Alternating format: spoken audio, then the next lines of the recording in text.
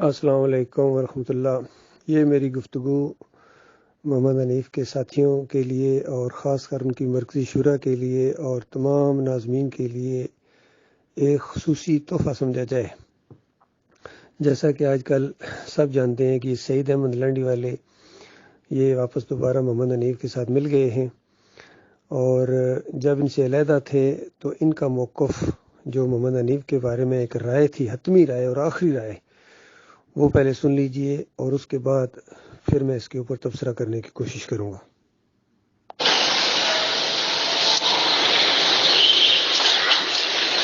جی وعلیکم السلام۔ سلمان صاحب، مسئلہ یہ ہے کہ ہم نے دیکھے ڈاکٹر صاحب کے ساتھ تقریباً 2.5 سال گزارے ہم نے، اور ڈاکٹر صاحب کی جب میں تنظیم میں آیا تھا تو ڈاکٹر صاحب کی جتنی بھی تقریریں وغیرہ سوال جواب میں ہی ریکارڈ کرتا تھا۔ ڈاکٹر صاحب کی جو آخری تقریر ہے رفاع ملیل میں مسجد توحید جہاں حنیف صاحب ہے، آخری تقریر بھی میں نے ہی ریکارڈ کی تھی۔ میں ڈاکٹر صاحب کی کافی قریب رہتا تھا، تو کافی لیکن میں نے ڈاکٹر صاحب کے اندر یہ چیز نہیں دیکھی جو بعد میں حنیف صاحب کے اندر ہمیں نظر آئی، اور پھر حنیف صاحب کے بعد وہ نہیں وہی چیز ہمیں یعقوب علی میں نظر آئی، صرف چہرے بدل گئے تھے، کردار وہی تھے۔ کردار میں آپ کو بتاتا ہوں کہ محمد یہ یعقوب علی جو ہے مکمل طور پر حنیف کا کردار ادا کر رہا تھا، حنیف سے الگ ہونے کے بعد جب ہم الگ ہوئے تھے۔ سرفراز صاحب جو ہے وہ اپنا وہی کردار ادا کر رہے تھے، اور تنظیم میں جو معروف ہیں، جانے جاتے ہیں، سازشی عناصر کے اندر ان کا شمار ہوتا ہے اور لوگ جانتے ہیں ان کو، یہ کوئی ڈھکی چھپی بات نہیں ہے۔ منور سلطان نے جب ہماری حنیف سے ہمارا کوئی ایسا اختلاف شروع نہیں ہوا تھا تو منور سلطان نے حنیف کی پوری شورا کو لپیٹا تھا، اور جس میں سر فہرست جو ہے یہ سرفراز تھے، فاروق میمن تھے اور لوگ تھے۔ تو بہرحال اور حکیم رمضان کا کردار جو ہے مکمل طور پر یہ جو اغاڑوں کے ہیں، کیا نام ہے ان کا، غوری جو ہے، اغاڑو شہر کی جو مسجد ہے اس کے جو ناظم ہے منیر غوری، اس بندے نے 100% حکیم رمضان کا کردار ادا کیا تھا۔ تو یہ سارے اصل میں ان کے جو مائنڈ سیٹ جو بنا ہے وہ مکمل طور پہ حنیف والا مائنڈ سیٹ بنا تھا ان کا۔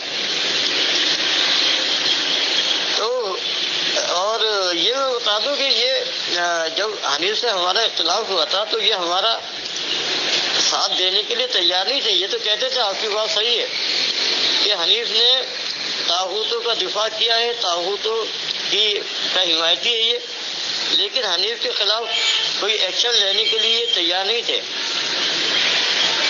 وہ تو ہم نے زور دیا تھا، انیس الدین نے سرفراز سے کہا کہ بھائی آپ یہ ہماری تنظیم جو ہے طاغوت کے کفر کی بنیاد کے اوپر قائم ہوئی ہے، اور اس تنظیم کا امیر محمد حنیف طاغوت کی حمایت کر رہا ہے، دفاع کر رہا ہے، یہ تو مانتے ہو؟ کہنے ہاں یہ مانتے کر رہا ہے وہ۔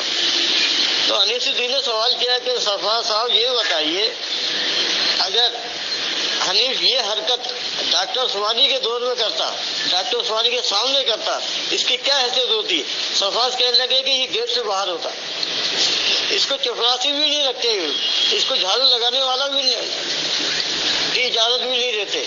تو انیس نے کہا کہ سرفراز صاحب آپ ایسے امیر کی شورا میں کیسے شامل ہو؟ آپ آپ نے کیسے اس کو امیر بنایا ہوا ہے؟ اس کے بعد پھر یہ تیار ہوئے تھے یعقوب علی اور سرفراز، تو پھر حنیف کے خلاف جو ہے نا پھر ہم نے ایکشن لیا کہ ہم ایسے امیر کو یقین کریں، ہم کیونکہ دیکھیں ہماری جو تربیت ہوئی ہے نا، ہمارا جو مائنڈ سیٹ بنا ہے وہ ڈاکٹر عثمانی کے والا مائنڈ سیٹ بنا تھا، ہم اسی کو دیکھ کے آئے تھے، اسی کا۔ حنیف تو کچھ بھی نہیں تھا، آج بھی کچھ نہیں ہے۔ حنیف نے کیا ہے؟ حنیف نے صرف یہ کیا ہے کہ اس نے پوری ایڑی چوٹی کا زور لگایا ہے ڈاکٹر عثمانی کا تنظیم سے نام و نشان ختم کرنے کا، وہ کامیاب نہیں ہوا اس کے اندر۔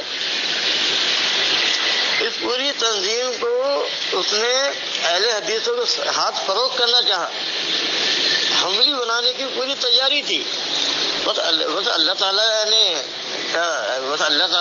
مدد کی اور وہ کامیاب نہیں ہو سکا۔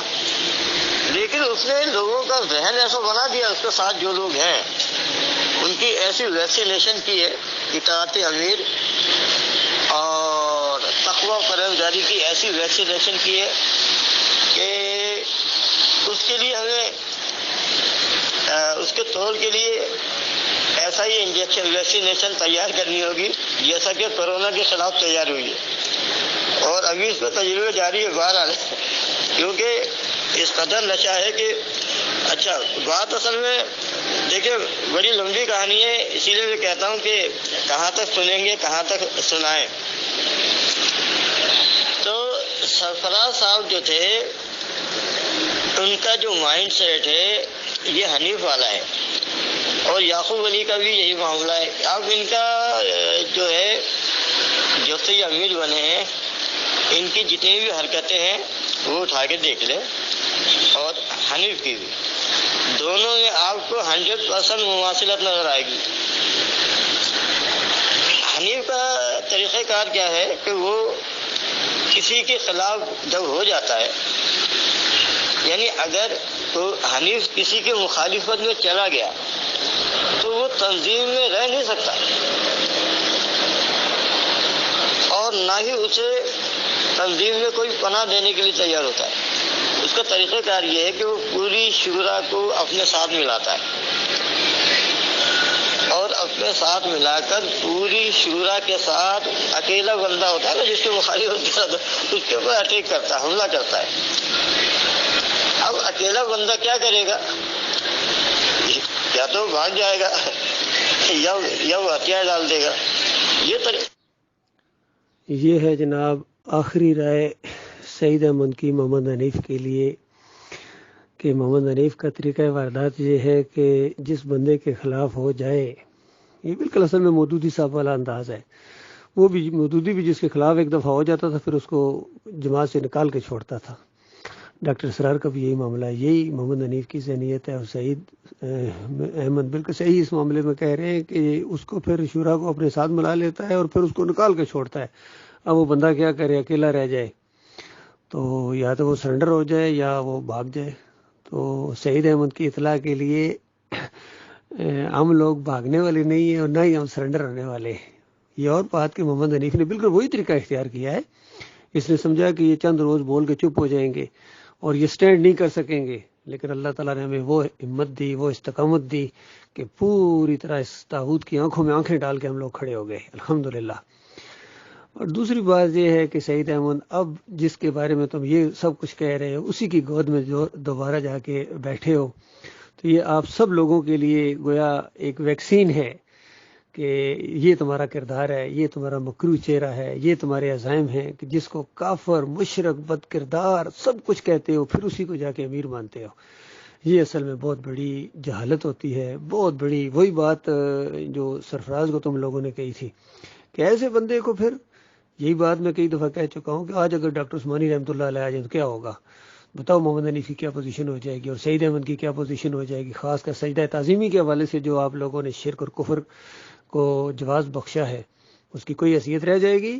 ڈاکٹر صاحب تو یہی کہیں گے نہیں حضرت، وخروا لہ سجدا، لہو کی ضمیر اللہ کے لیے ہے، اور اس وقت کون ڈاکٹر عثمانی کا مخالف بن کر اٹھے گا؟ سعید احمد اور محمد حنیف اور یہ قاری خلیل الرحمان اور سارے منور سلطان سارے سفارہ ہو جائیں گے۔